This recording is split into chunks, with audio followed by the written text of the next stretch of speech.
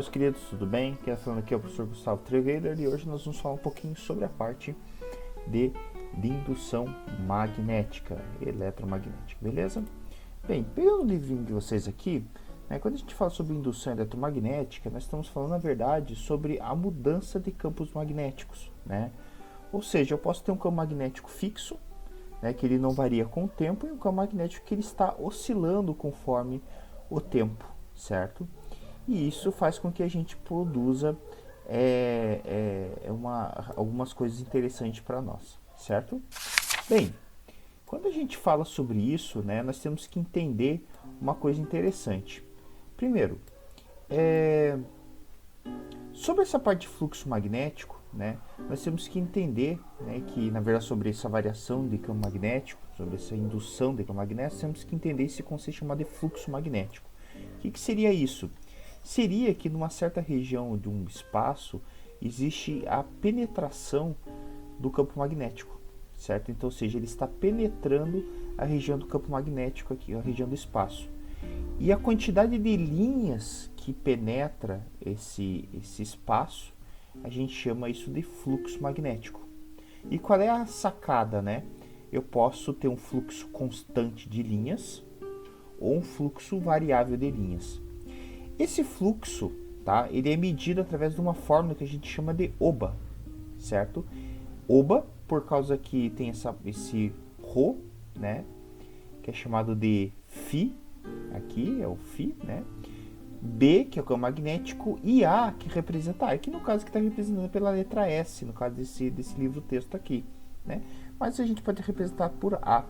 E o ângulo na qual esse campo magnético ele está fazendo com aquilo que a gente chama de vetor área, que seria o vetor normal, entre a superfície, ele determina esse fluxo magnético. Ou seja, quanto mais rente, você tiver a figura aqui do campo magnético, ou seja, quanto mais o fluxo magnético ele estiver penetrando a superfície, mais linhas de campo na perpendicular estiver penetrando a superfície ou saindo desta, maior será o fluxo magnético. Quanto mais inclinada e mais próximo ao plano, como se estivesse paralelo a esse plano, menor vai ser o fluxo. Por isso que tem uma função cosseno que trabalha com essa ideia aqui.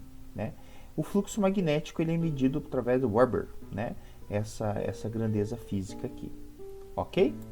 Bem, vamos falar um pouquinho sobre esse conceito aí. Gente, por que esse fluxo magnético é importante? Por causa que quando eu tenho um fluxo magnético estacionário, ele praticamente não me tem nenhum efeito tão interessante. Mas agora, quando eu tenho um fluxo magnético que ele é variável, aí o negócio muda. Eu vou ter aquilo que a gente chama de força eletromotriz. O que seria isso, Seria quando existe a indução de corrente elétrica em condutores. E nós aqui já estamos falando em geradores de energia. Nós estamos começando a falar sobre transformadores de tensão elétrica, Ou seja, eu posso agora começar a trabalhar com tensão elétrica, eu posso começar a converter energia mecânica em energia elétrica, certo?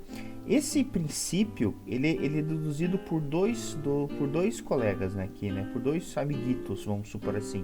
Primeira coisa que tem a lei de indução de eletromagnética de Faraday-Newman, que ele fala que essa força de indução magnética, essa força eletromotriz é igual à variação do fluxo magnético em função do tempo, é uma taxa de variação de campo de fluxo magnético. Lembrando que o fluxo magnético é isso aqui, ele depende do campo magnético vezes a área de contato que ele penetra. E a lei de Lenz, que ele fala sobre como é que surge essa corrente elétrica aqui, certo? Como é que surge essa corrente. Para demonstrar isso, sobre tudo que eu estou falando aqui, eu quero mostrar um simulador, o chamado simulador PET. Bem, vamos mostrar aqui, Então imagina a seguinte situação.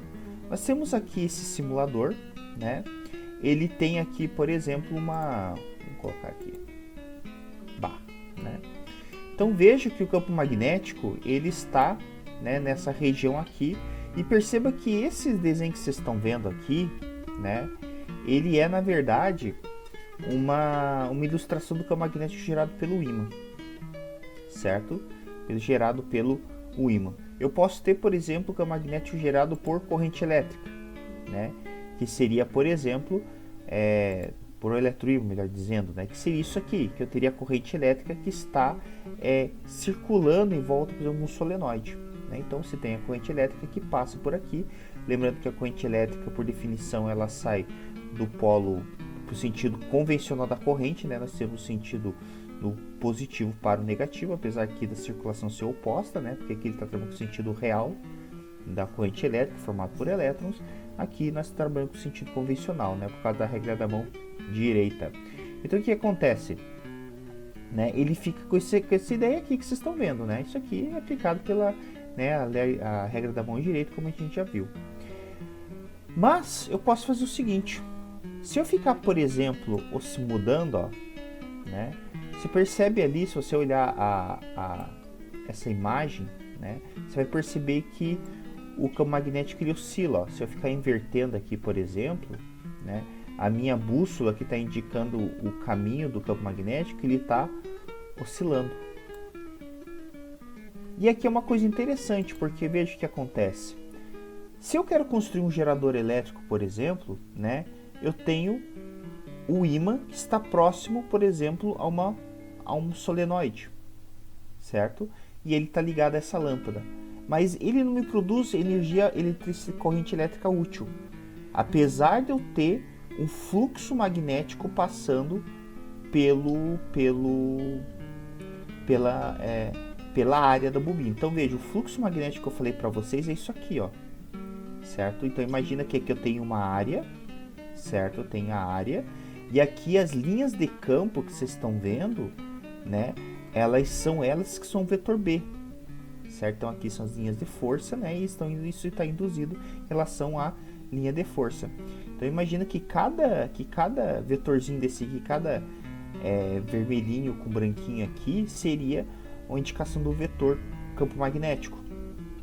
Então aqui você teria um fluxo envolvido. Quando você, por exemplo, muda esse fluxo, perceba que a lâmpada ela tende a acender. Por quê? Porque eu estou promovendo uma variação desse fluxo. Então a lei de Faraday está sendo utilizada aqui, né? Eu posso, por exemplo, aumentar, né, a quantidade de linhas. Eu posso, por exemplo, aumentar a minha área da minha espira, né? E ó, eu posso, por exemplo, fazer isso. Tá vendo? Ó. Então aqui nesse caso estou causando mudança no fluxo magnético, certo? Percebam que a quantidade de linhas que entra por essa área que é representada aqui está mudando. Então isso representa que está induzindo força eletromotriz, certo? E eu posso fazer um gerador com isso, né? Então, por exemplo, se eu tiver um fluxo de água, por exemplo, né? Se eu tiver um fluxo de água, né, em que o meu campo magnético, por exemplo, ele está constantemente girando aqui, né? Você vai perceber que existe a variação de campo magnético.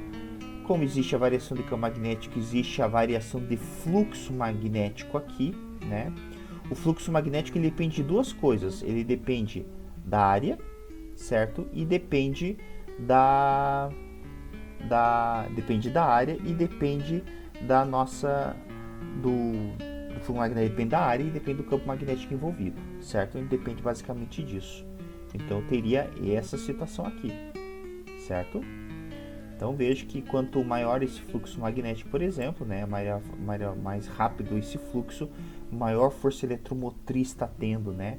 Ou seja, mais corrente elétrica eu estou gerando em cima disso, certo?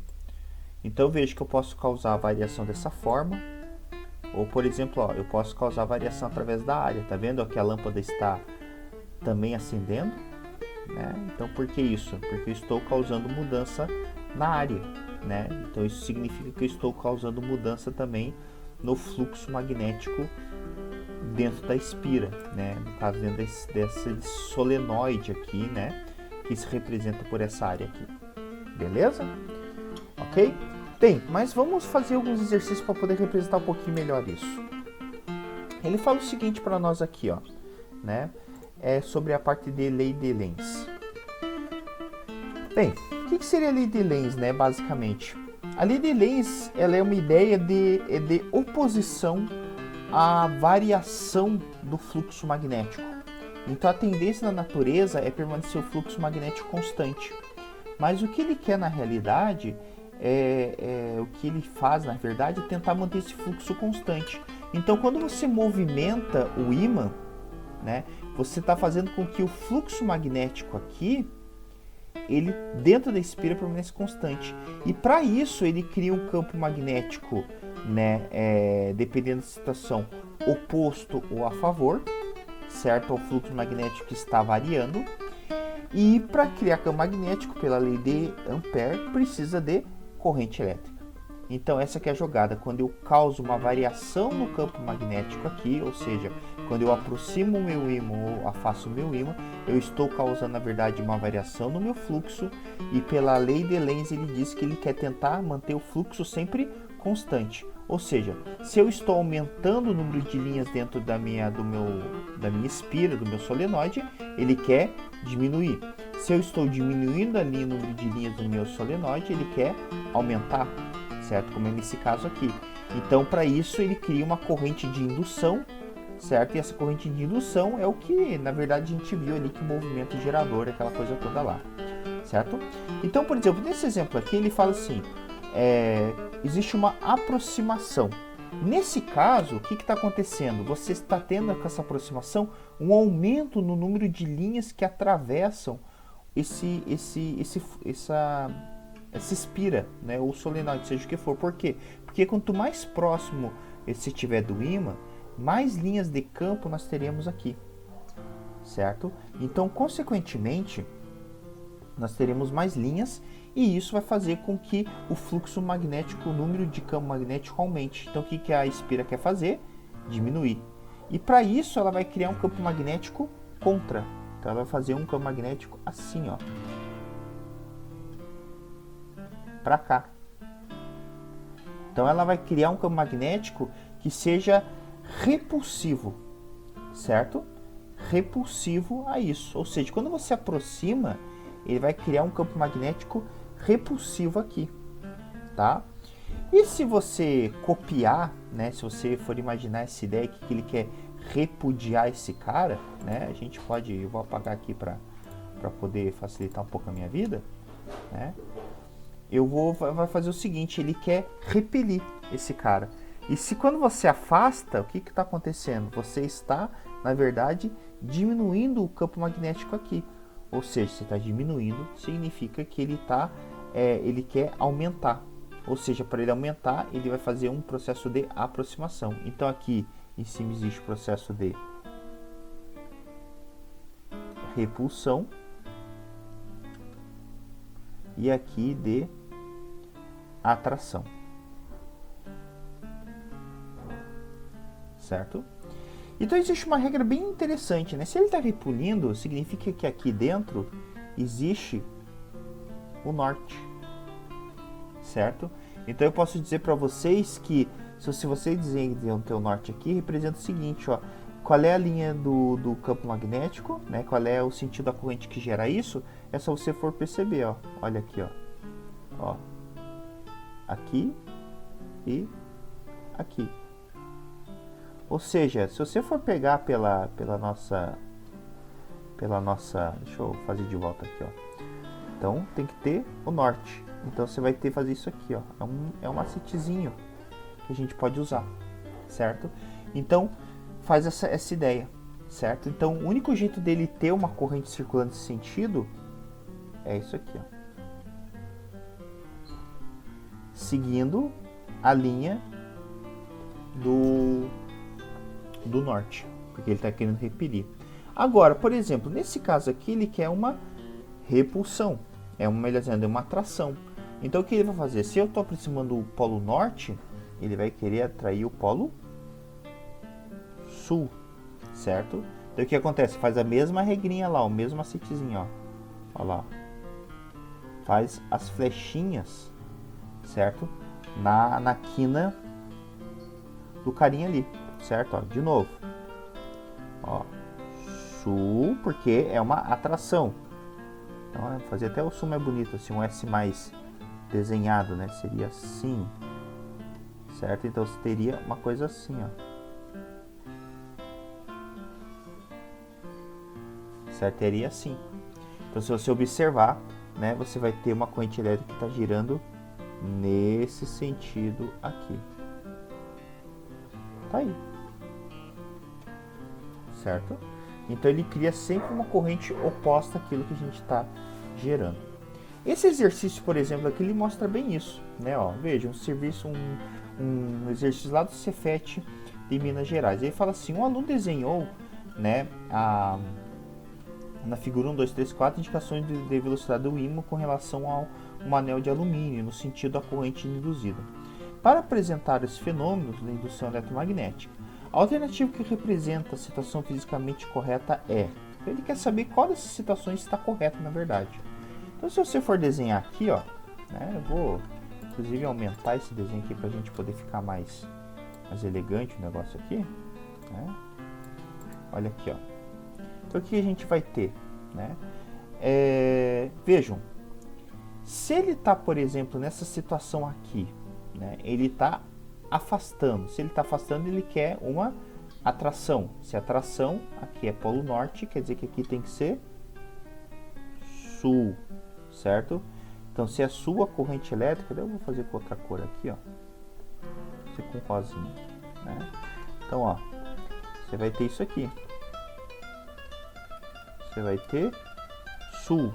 Então, ele vai ter uma para cá e uma para lá, né? De novo, ó. Ó, ele vai ter um negócio sul. Então, flechinha para cá, flechinha para cá. Se você for ver o desenho, a flechinha dele está para cá, né? Ou seja, para a direita. Então, essa alternativa está errada. Se você observar esse cara aqui, ó, por exemplo, esse aqui está aproximando. Quer dizer que aqui também tem que ser sul. Ó, aqui também tem que ser sul. Ou seja, a corrente tem que estar assim, ó. Certo? Se você observar esse desenho aqui, ó, né, é igual esse aqui que a gente fez, ó. Mesma coisa, ó.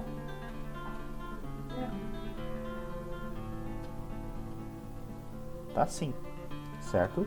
Então perceba que o desenho que deveria ser o sentido da corrente não é o que a gente está dizendo. Aqui deveria ser no sentido assim e aqui também deveria ser assim, né?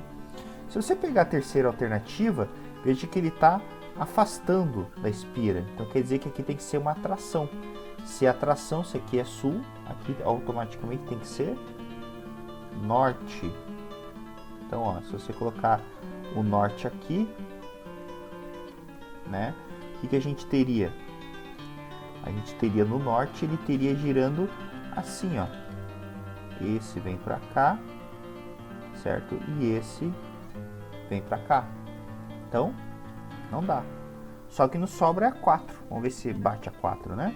Então, se você for observar, a 4 você teria o nosso norte, né? Então, aqui dizer que é uma repulsão, está aproximando, então uma repulsão, então que seria norte, certo? E olha aqui, ó. Caso com o desenho que a gente viu anteriormente, ó. Tá pra cá. Tá pra cá. Então, a alternativa correta é alternativa 4. Certo? Ó, exercício bem facinho de ser feito, né? O próximo exercício, ele está falando sobre a lei de Faraday, né? Então, a lei de Faraday, ele fala basicamente sobre duas coisas. Sobre a gente falar sobre fluxo e basicamente sobre a gente falar sobre a ideia de calcular força eletromotriz, tá bom? Então, ele diz o seguinte: uma espira circular de área 9 cm², então ele me deu a área desse cara aqui, é imerso em um campo magnético de intensidade tal, né? 4 vezes 10 a menos 3 Tesla. Determine o fluxo magnético, né? Sabendo que o ângulo entre o vetor B e o vetor N né? Lembrando que o vetor E, nesse caso, é o vetor normal, né? Que é relacionado com a área, é de 60 graus. Bem, o que a gente faz? Muito simples, ó. Vamos lá, você pega a fórmula do oba. Vezes cosseno, nesse caso, vai ser de 60. Certo? Tá aí, ó. Cosseno de 60. Então, o que você faz? Né? Você vai calcular, simplesmente. Né? Algumas coisas importantes. Nunca se trabalha... aqui a gente não trabalha com unidades fora da medida do Sistema Internacional de Medida, tá? Então, tem que converter. Então, uma dica importante, né? Centímetro quadrado, ele é a mesma coisa que 10 na menos 4 metro quadrado, certo? Por que isso é isso? É uma coisa de 10 na 2 centímetros é igual a 1 metro, certo? Então, eleva ao quadrado, isso aqui fica 10 na quarto centímetro é igual a metro quadrado, ou seja, centímetro quadrado é igual a 10 na menos 4 metro quadrado, certo? Então, tá aí, né? Então, nós temos essa questãozinha aí. E aí, agora só resolve essa brincadeira, né? Então, a gente vai ter o seguinte. Bi vai ser igual a 4 vezes 10 na menos 3, vezes 9 vezes 10 na menos 4, vezes cosseno de 60, que no caso é 0,5. Né? E aí você passa a carinha para o outro lado, né, multiplicando todo mundo aqui. Isso aqui vai ser 18 vezes 10 na menos 7 Weber. Certo? Tá aí. Esse é o fluxo magnético envolvido na questão. Agora, calculando esse último exemplo aqui, ele fala o seguinte para nós, né? É muito comum ter gráficos essa questão. Ele fala que nós temos um fluxo magnético, né? Então veja que é um fluxo magnético aqui. Né? Então, ó, fluxo magnético ao longo do tempo, que ele tem uma espira de 500 bobinas, né? Enrolados, que forma que garante um fluxo magnético passe pelas espiras. Ele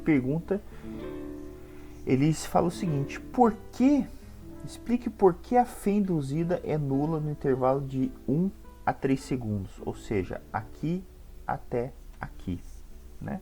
Por que ele é nulo, né? Por que o fluxo magnético ele é zero nos instantes 0,1 a 0,3 segundos? A pergunta é essa, né? Por quê? Simples, né? Melhor dizendo, a FEM, né? Aqui, vou colocar bonitinho. A FEM. Simplesmente por isso. Por causa que a FEM, né, ela depende da variação desse fluxo. E a gente pode perceber que nesse intervalo de tempo, o fluxo, a variação dele é zero, né? Por que isso? Porque se você pegar, por exemplo, no t igual a 0,1, o fluxo magnético é 0,2.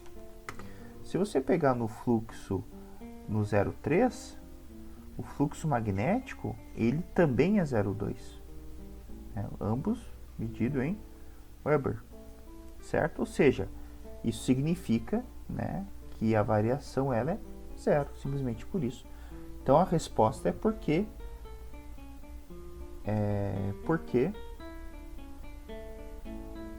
não há variação de fluxo magnético. Tcharam, acabou, né? E agora ele pergunta o seguinte: determina a fé induzida no intervalo de 2 a 4 segundos, 0,2 a 0,4 segundos. Então o que eu vou fazer? Eu vou pegar aqui, ó. Eu vou pegar a força eletromotriz, melhor dizendo, o fluxo magnético no tempo de 0,2 e a força aqui no 0,4. Então eu sei o seguinte, que tempo, no 0,2 segundos, o fluxo ele é 0,2 Weber. No tempo de 0,4 segundos, o fluxo magnético é zero, certo? Ele é zero. Então eu já tenho aqui uma coisa importante, né? E lembrando que aqui são 500 espiras. Então isso é uma coisa importante ser salientada. Então o que vai acontecer? A fêmea eletromotriz vai ser igual a